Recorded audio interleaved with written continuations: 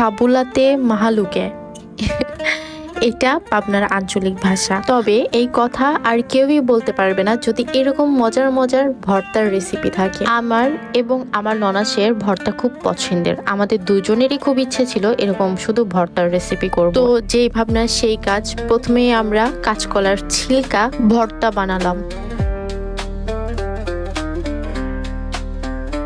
তারপর বটবটি আর চিংড়ি মাছের ভর্তা বানালাম। রেসিপিগুলো আমার ননাস করে দিচ্ছিল আর আমি জাস্ট পাটায় পিষছিলাম।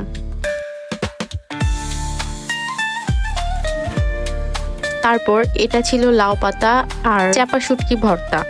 আমার ননদ স্বাদ অনুযায়ী ঝাল লবণ দিয়ে আমাকে মেক করে দিচ্ছিল আর আমি জাস্ট বাটনা বাটছিলাম। লাস্টে দেখুন তেলটাও উনিই দিয়ে দিচ্ছে। তারপরে এটা ছিল ধনিয়া পাতা বাটা, তার সাথে কাঁচামরিচ আর কাঁচা রসুন। কোনো পেঁয়াজ ব্যবহার করা হয়নি এখানে। প্রতিটা ভর্তায় দেখতে যতটা সুন্দর ততটাই খেতে সুস্বাদু। আর এটা ছিল কক্সবাজার স্টাইলের ছুরি শুটকি ভর্তা। এটা প্রথম কক্সবাজারেই খাওয়া হয়। এটা এত সুস্বাদু খেতে, আপনারা রেসিপি চাইলে অবশ্যই কমেন্ট করবেন। বিভিন্ন রকম ভর্তা থাকায় আমি পাহাড়িদের মতো নকল করে একটু সিদ্ধ সবজিও খাওয়ার চেষ্টা করছিলাম। আমি মূলত মজা করেই কাজটি করেছি, যদিও পরে খেতে পারিনি কারণ আমি অভ্যস্ত না।